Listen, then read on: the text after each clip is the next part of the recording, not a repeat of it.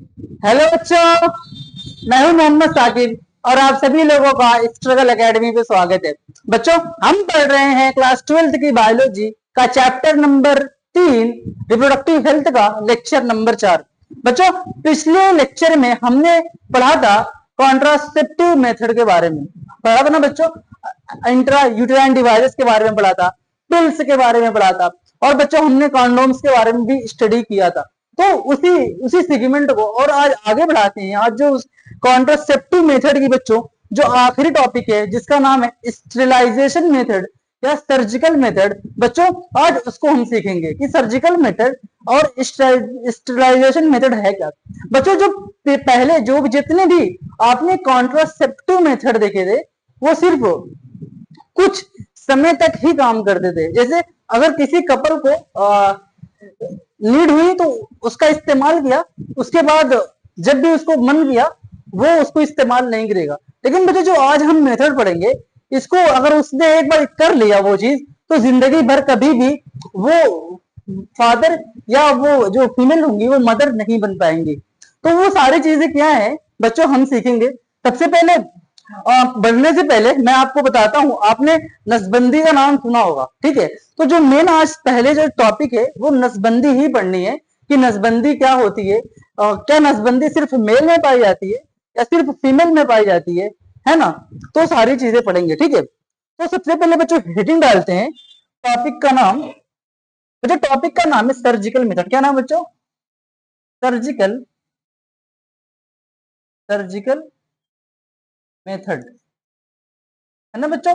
इसे surgical method को sterilisation method भी कहा जाता है। क्या कहा जाता है बच्चों?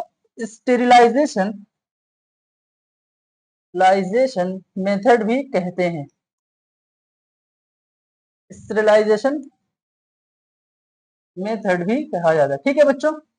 आई होप कम से कम नाम तो समझ ही गए होंगे। तो सर्जिकल मेथड है क्या? यानी कि हम इसमें छोटी सी सर्जरी करेंगे। और सर्जरी क्यों करेंगे? हमारा जो इसमें मेन मकसद ये है ना, सर्जिकल मेथड में क्या करते हैं कि जो स्पर्म और ओवम को ले जाने वाले पाइप हैं, जैसे वास डिफरेंस हो गया मेल में, जो स्पर्म को टेस्टिस से उठा के एजाकुलेटरी डक्ट में डालता था, है ना। तो बच्चों जो वो सब पाइप है उनको बस काट के गट्ठी बांध के छोड़ देंगे। अभी सब सीख जाओगे। लेकिन जो इसका मेन मकसद बच्चों ये है कि ये जो गैमेट ट्रांसपोर्ट है, यानी कि जिस रास्ते से मेल गैमेट या फीमेल गैमेट जाता है, उस रास्ते को काट के बांध देना है, बस इतना ही है इसके अंदर, ठीक है। तो इसका जो बच्चों मकसद है वो क्या है? मकसद बच्चों क्या है? ये सर्जिकल मेथड में बच्चों करना क्या है? ब्लॉक करना है। क्या करना है बच्चों? क्या ब्लॉक करना है? यार आप तो ब्लॉक जानते हो ना, व्हाट्सएप ब्लॉक कर दे तो ब्लॉक करते हो तो क्या होता है? सामने वाले का मैसेज नहीं आ पाता है ना।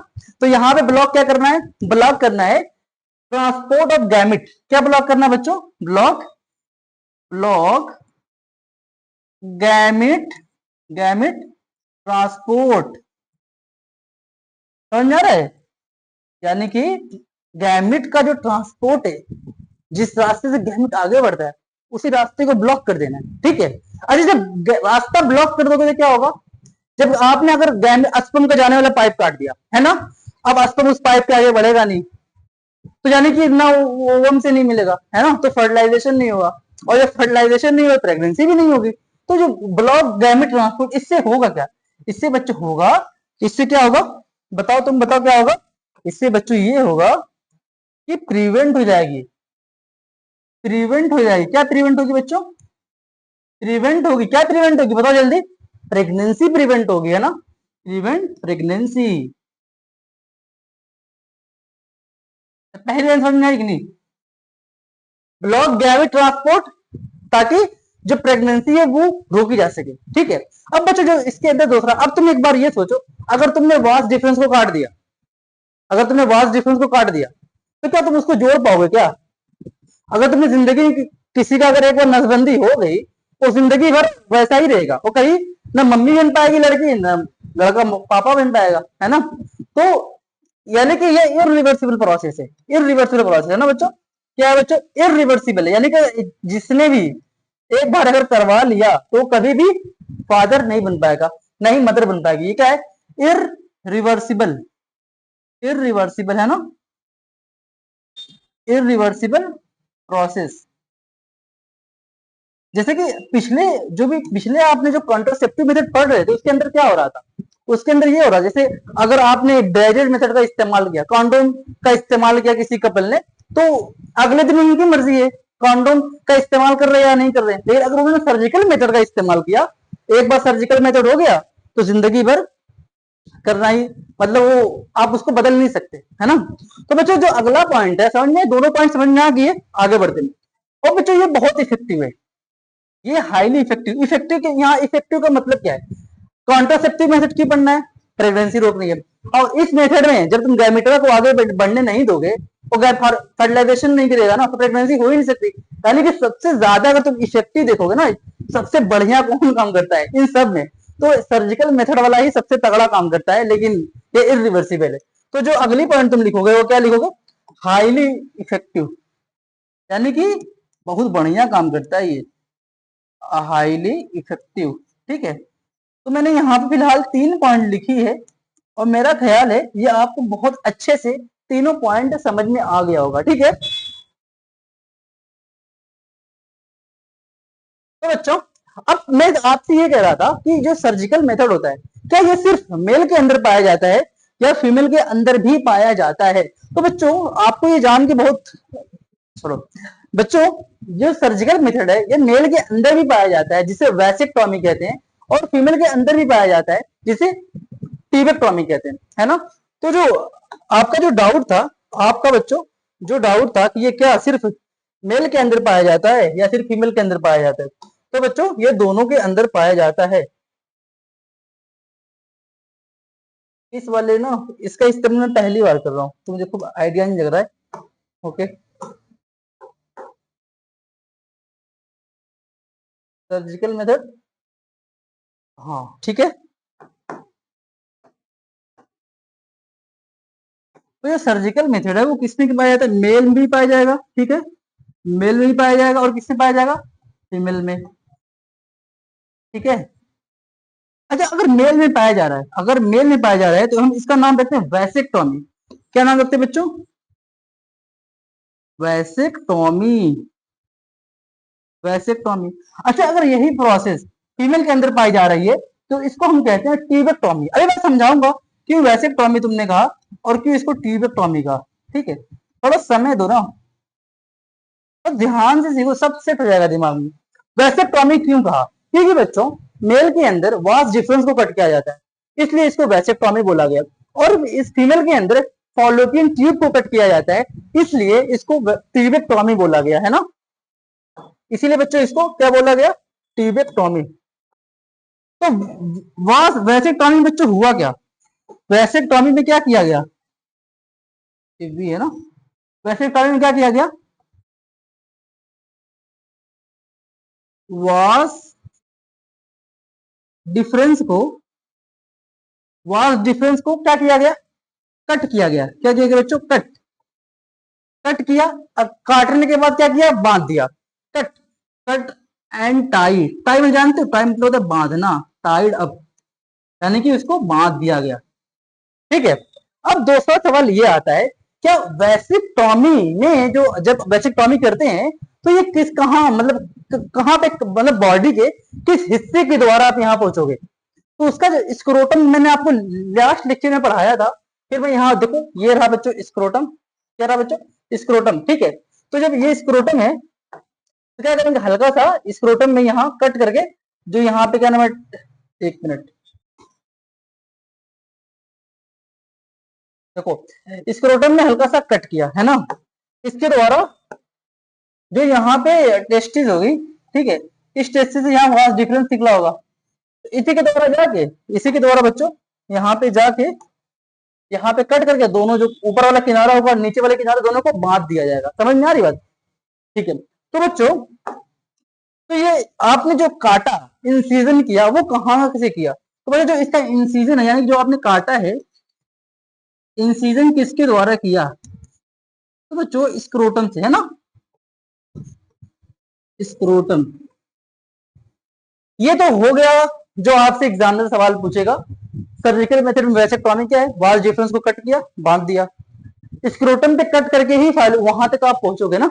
ठीक है, अब दूसरा सवाल एग्जाम, जब आप कॉम्पिटिटिव एग्जाम की तैयारी करते हो तो आपसे एक कदम और आगे बढ़ता है। वो पूछता है, ठीक है, मान लो एक एक एक मेल है, एक आदमी है, उनकी उनका वैसेक्टॉमी हो गया, ठीक है, तो क्या वो फ्यूचर में कभी भी अपनी अपनी वाइफ के साथ, अपने पार्टनर के साथ संभोग कर पाएंगे? तो उसका जवाब ये होगा, हाँ वो संभोग कर पाएंगे। जो उनका पेनिस है उनमें इरेक्शन होगा, उनके अंदर से, उस पेनिस के अंदर से सीमन भी निकलेगा, लेकिन उस सीमन के अंदर स्पर्म नहीं होगा, बाकी जो चीजें हैं वो होंगी, है ना। तो अगले पॉइंट आप यहाँ पे लिख सकते हो कि वो मतलब वो नॉर्मल जो पहले क्वाइटस करते थे, वैसे टॉमी के बाद भी वो क्वाइटस करेंगे, उनके एजाकुलेशन भी होगा, लेकिन उस एजाकुलेशन में स्पर्म नहीं होगा, सिर्फ सेमाइनल प्लाज्मा होगा। ठीक है, ठीक है बच्चों, अब आगे बढ़ते हैं ट्यूबेक्टोमी के अंदर। तो ट्यूबेक्टोमी में क्या हुआ? ट्यूबेक्टोमी में बच्चों क्या हुआ? फैलोपियन ट्यूब को काट के बांध दिया गया। क्या किया गया बच्चों?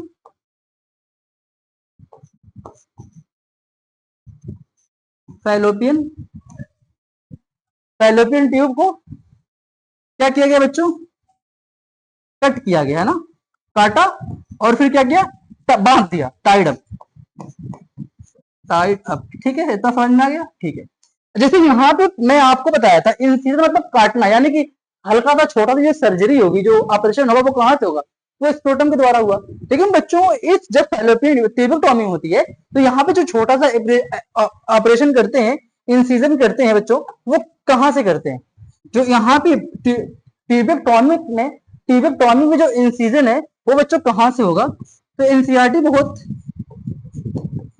लिखता है जो ट्यूबेक्टोमी में जो इंसिजन है वो दो जगह से हो सकता है, वो तो जो फीमेल का जो एब्डोमिनल रीजन होता है वहां से, यानी कि जो पेट के द्वारा भी, मतलब जो पेट के हल्का सा जो नीचे पार्ट है उसको एब्डोमिन बुलाया जाता है ना, वहां से भी ऑपरेशन किया जा सकता है, या वेजाइना के रास्ते से होते हुए भी ये वाला जो वैसेक्टोमी की प्रोसेस है, इसको ट्यूबेक्टोमी की जो प्रोसेस है उसको किया जा सकता है ना।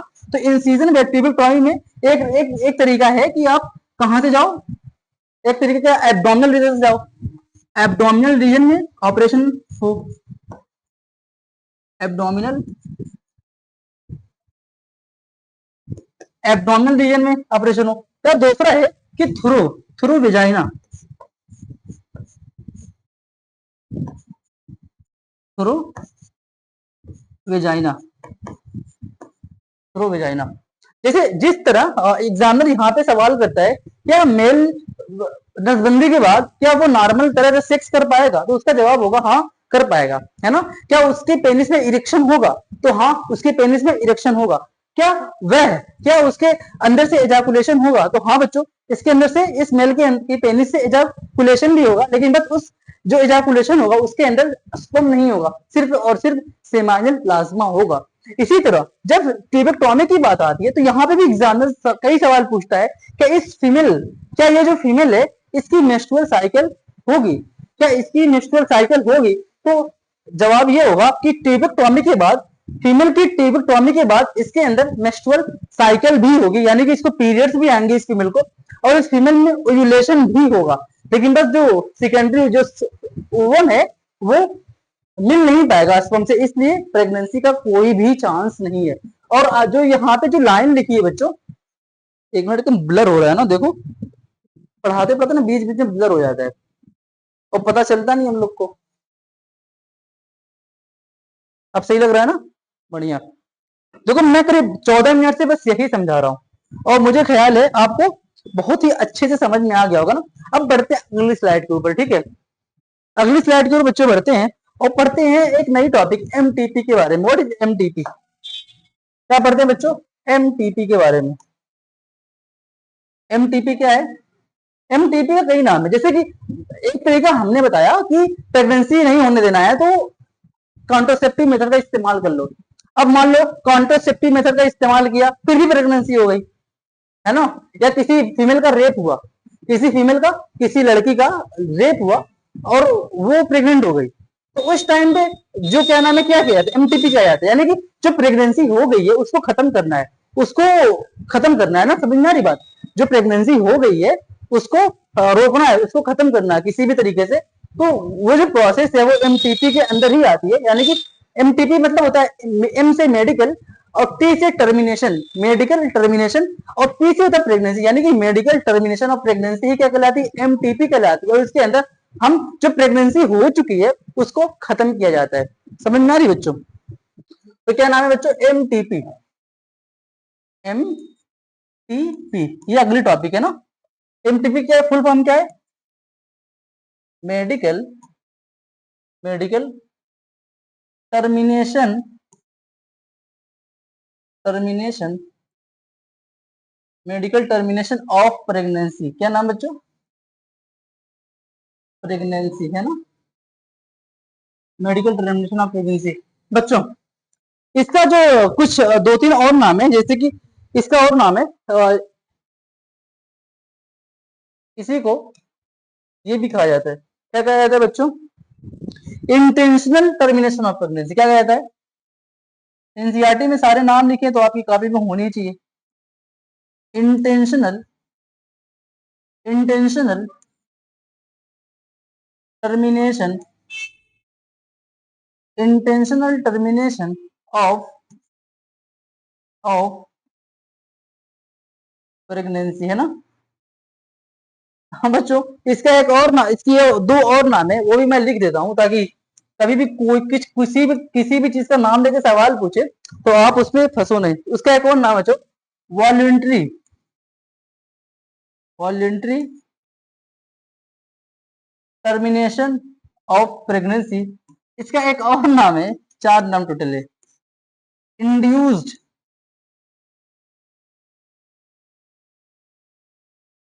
Induce induced abortion. क्या नाम है? अबॉर्शन। आपने अबॉर्शन का नाम सुना होगा ना, क्योंकि सबसे ज्यादा फेमस अबॉर्शन ही है। ये अबॉर्शन मतलब अबॉर्शन है क्या? मेडिकल टर्मिनेशन ऑफ प्रेगनेंसी, यानी कि जो प्रेगनेंसी हो चुकी है उसको खत्म करना है। समझ में आ रही बात?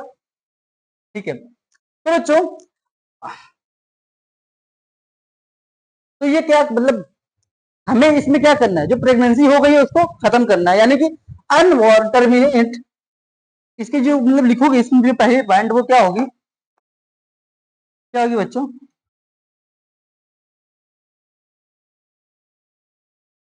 Termination of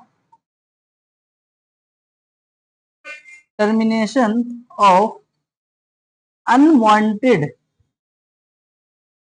an unwanted pregnancy.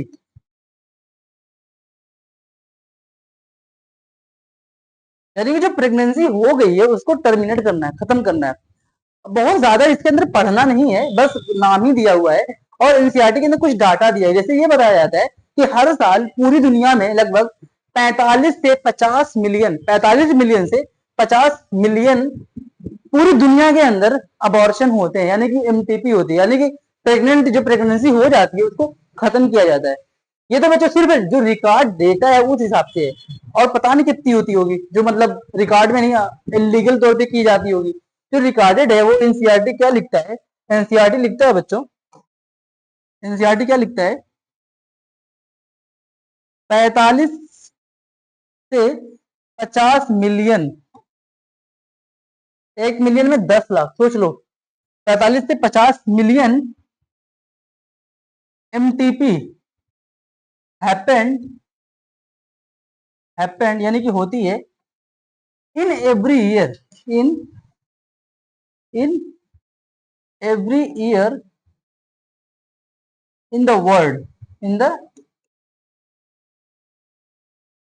The world, यानी कि दुनिया के अंदर हर साल 45 से 50 मिलियन अबॉर्शन होता है, एमटीपी होती है।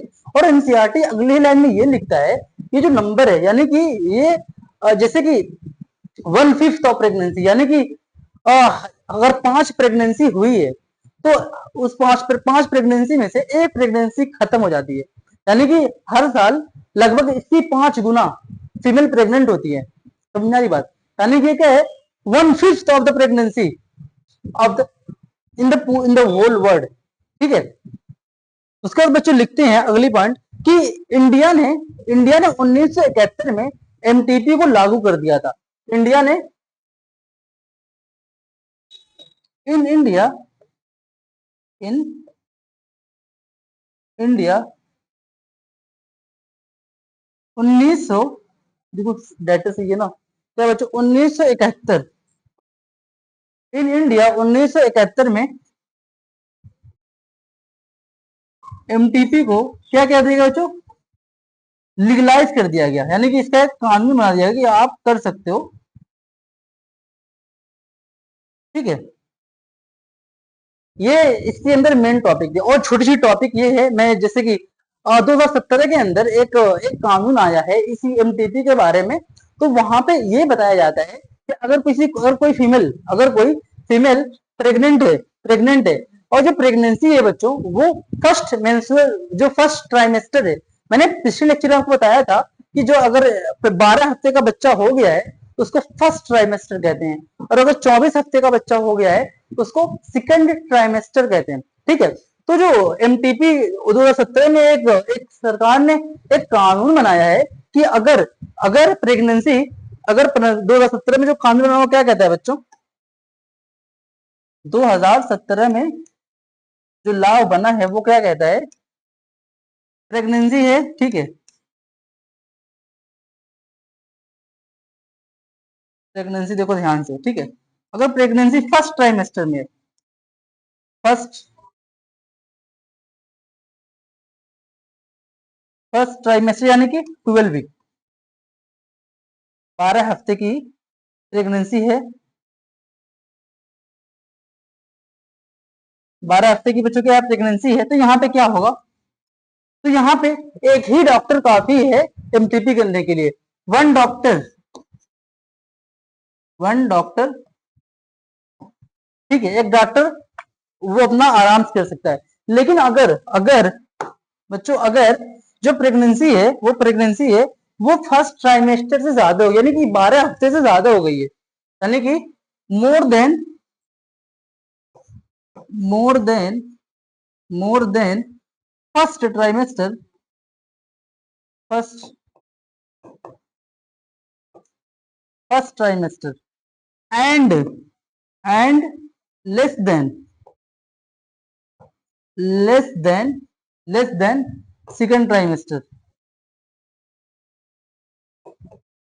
ये क्या है बताओ, समझाता हूं, रुको घबराओ मत। मैंने क्या किया, अगर प्रेगनेंसी बच्चों फर्स्ट ट्राइमेस्टर यानी कि 12 हफ्ते तक की है, तो एक नॉर्मल डॉक्टर, मतलब जो उसका जिसकी फील्ड का माहिर है, एक डॉक्टर कर सकता है। लेकिन अगर ये फर्स्ट 12 हफ्ते से ज्यादा की प्रेगनेंसी हुई, ठीक है, तो बच्चों क्या होगा, तो यहाँ पे एक डॉक्टर सफिशियंट नहीं होगा, एक डॉक्टर सिर्फ, यहाँ पे 2 डॉक्टर लगेंगे, और वो भी जो डॉक्टर हैं वो मतलब अच्छे डॉक्टर होने चाहिए। ठीक है, तो यहाँ पे 2 डॉक्टर चाहिए, कितने चाहिए बच्चों, 2 डॉक्टर की,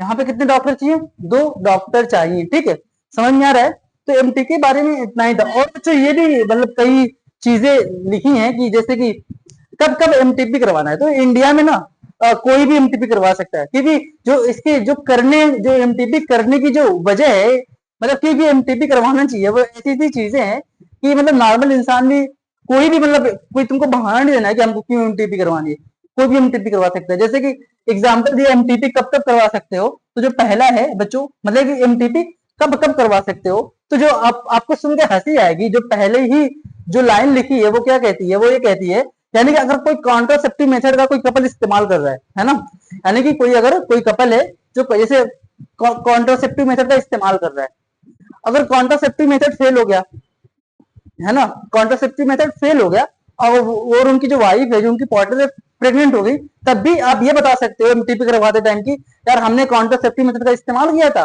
और वो वहां पे काम नहीं कर पाया, इसलिए हमें एमटीपी करवानी है ना। तो मतलब ये इतनी छोटी सी, मतलब कोई भी करवा सकता है, तुम बस ये कह लो। तो पहले क्या है, यानी कि अगर किसी ने कॉन्ट्रासेप्टिव फेल हो गया, अब कॉन्ट्रासेप्टिव में बहुत सारी चीज तुमने पढ़ी है ना, कॉन्ट्रासेप्टिव मेथड फेल हो गया, तब भी करवा लो, तब भी करवा लो, या किसी ने अनप्रोटेक्टेड इंटरकोर्स किया, तब भी करवा लो। ये सब लिखना मत, ठीक, मैं बस समझा दे रहा हूँ, ये तो काफी में नोट मत करना। अनप्रोटेक्टेड इंटरकोर्स इंटरकोर्स किया तब भी या किसी फीमेल का रेप हो गया तब भी करवा सकते हो। या ये देखा गया कि अगर मतलब प्रेगनेंसी और चलेगी तो मदर की जान का खतरा हो सकता है, या सिर्फ फीटस की जान का खतरा हो सकता है, तब दोनों की जान का खतरा हो सकता है, तब भी आप एमटीपी करवा सकते हो। ठीक है बच्चों, तो बच्चों ये रहा एक छोटा सा लेक्चर। अभी भी इसमें करीब छोटा छोटा टॉपिक है, लेकिन मैं ये सोच रहा हूँ ना कि मैं छोटी छोटी वीडियो आपको बना दूं, ताकि आप 20 मिनट 25 मिनट 30 मिनट के अंदर जो टॉपिक है पढ़ सके। इकट्ठा वीडियो बनाओगे आप लोग भी बोर हो जाते होंगे, इसलिए मैं देख रहा हूँ कितना क्या क्या पढ़ाया। एक सर्जिकल मेथड पढ़ाया 5 मिनट का, लेकिन समझाते समझाते समझाते इतना ज्यादा हो गया, फिर एमटीपी पढ़ा रहा हूँ। तो अभी दो टॉपिक बची है, जैसे कि एक सेक्सुअल ट्रांसमिटेड इन्फेक्शन है, उसके बाद बच्चों बची है उसके बाद आईवीएफ वगैरह बचा है ना, आर्टिफिशियल जो मतलब आप देखोगे बहुत ही प्यारी टॉपिक है वो वाली, बहुत मजा आएगा। तो बच्चों मिलते हैं अगले वीडियो में, तब तक के लिए खुश रहो, पढ़ते रहो और खुशियां बांटते रहो। Thank you so much.